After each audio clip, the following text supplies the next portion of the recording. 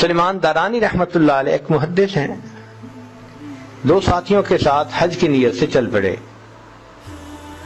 اب وہ ایک مقام ہے جہاں نبی علیہ الصلوۃ والسلام کی والدہ ماجدہ کا انتقال ہوا۔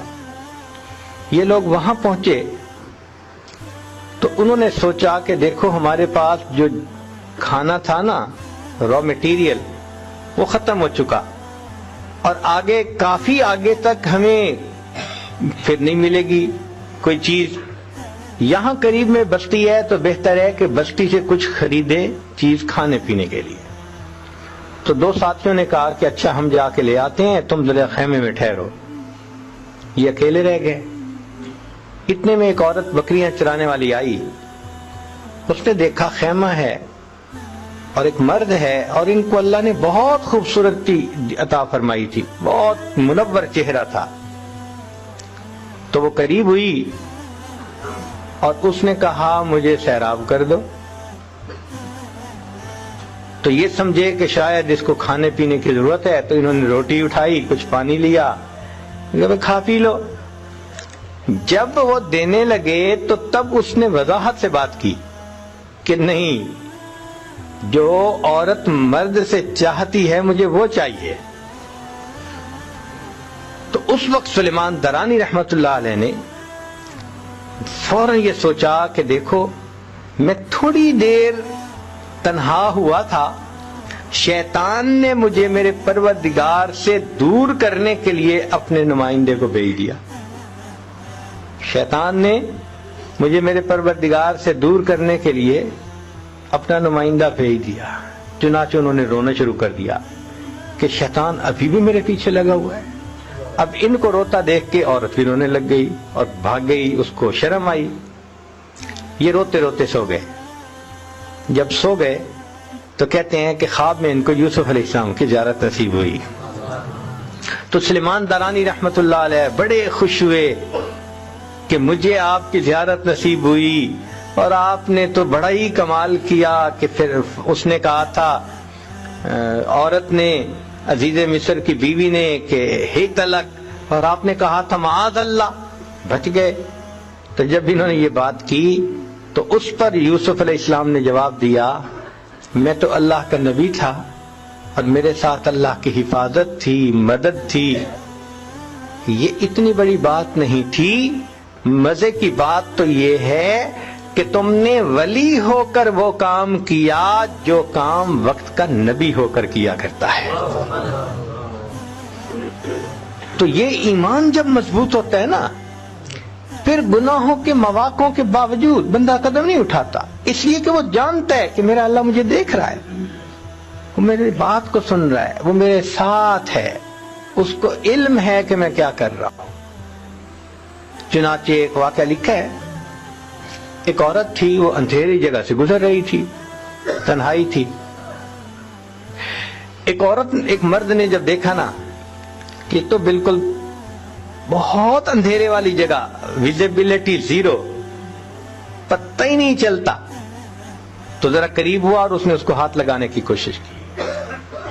جیسے اس نے ہاتھ لگانے کی کوشش کی تو اس عورت نے جواب دیا، ڈر اس پروردگار سے جو اندھیرے میں اسی طرح دیکھتا ہے جس طرح وہ روشنی میں دیکھ رہا ہوتا ہے۔ ایسا عجیب جواب دیا، یعنی عورت کا ایسا یقین بنا ہوا تھا اس اندھیرے میں جہاں کوئی ادھر ادھر دیکھنے والا نہیں، وہ کہتی ہے کہ ڈر اس پروردگار سے جو اندھیرے میں اسی طرح دیکھتا ہے جس طرح کہ وہ روشنی میں دیکھا کرتا ہے۔ چنانچہ ایک مرد نے ایک عورت کو بہلایا پھسلایا اور کہنے لگا کوئی یہاں ہے نہیں سوائے ستاروں کے۔ اس نے کہا اچھا پھر این مکوکبھا، اگر ستاروں کے سوا کوئی نہیں دیکھنے والا تو ستاروں کا بنانے والا کدھر چلا گیا؟ یہ چیزیں بتاتی ہیں کہ ان کے دلوں میں یہ باتیں رچی ہوئی تھیں، اسی لیے وہ گناہ کی طرف نہیں قدم اٹھاتے تھے۔ چنانچہ مکہ مکرمہ میں ایک عورت تھی جس کو اپنے حسن و جمال پہ بڑا ناز تھا۔ وہ ایک مرتبہ نہانے کے بعد کپڑے بدل کے اپنے بال سنوار رہی تھی آئینے کے سامنے کھڑی تھی اور بہت اپنے آپ پہ فریفتہ تھی کہ میں بہت حور پری ہوں۔ خاوند نے دیکھا تو اس عورت نے بڑے ناز نخرے سے بات کی کہ کوئی ہے مرد ایسا جو مجھے دیکھے اور میری تمنا نہ کرے؟ تو خاوند نے کہہ دیا ہاں، عبید بن عمیر۔ یہ مسجد نبوی میں ایک خطیب تھے، اس زمانے میں عالم تھے جو درس دیتے تھے اور بڑے باخدا بزرگ تھے۔ اس نے ان کا نام لے دیا کہ عبید بن عمیر۔ تو میاں بیوی کا تعلق عجیب سا ہوتا ہے۔ آگے سے کہنے لگی کہ تو مجھے دے اجازت، میں تجھے دکھاتی ہوں کہ وہ پھسلتا کیسے ہے۔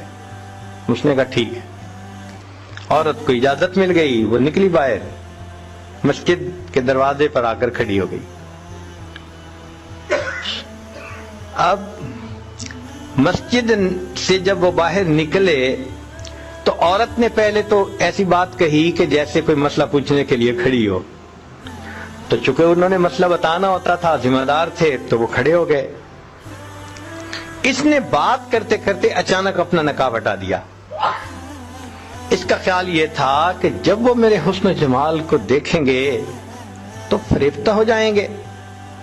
جیسے ہی اس نے ایسا کیا تو انہوں نے نظر ہٹا لی اور کہا کہ دیکھو، تم کیوں ایسے کام کے بارے میں سوچتی ہو جس سے دنیا میں بھی تمہیں ذلت ملے گی، آخرت میں بھی تمہیں ذلت ملے گی۔ اب یہ الفاظ اتنے درد کے ساتھ ان کے منہ سے نکلے، وہ شرما گئی، واپس آ گئی۔ خاوند نے پوچھا کیا بنا؟ کہنے لگی کیا مرد ہی نیک ہوتے ہیں، عورتیں نہیں نیک ہو سکتی؟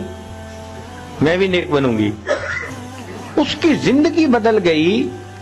اس کے بعد وہ روز اپنے خاوند سے پوچھتی عشاء کے وقت کہ تمہیں میری ضرورت ہے؟ اگر کہتا ہاں تو خاوند کے پاس وقت گزارتی، اور اگر وہ کہتا نہیں تو جبہ پہن لیتی اور ساری رات مصلی پہ عبادت کرتی۔ اس کا خاوند کہا کرتا تھا کہ پتہ نہیں عبید بن عمیر نے ایک فکرہ بول کے میری بیوی کو راہبہ کیسے بنا دیا۔ وہ راہبہ بن گئی۔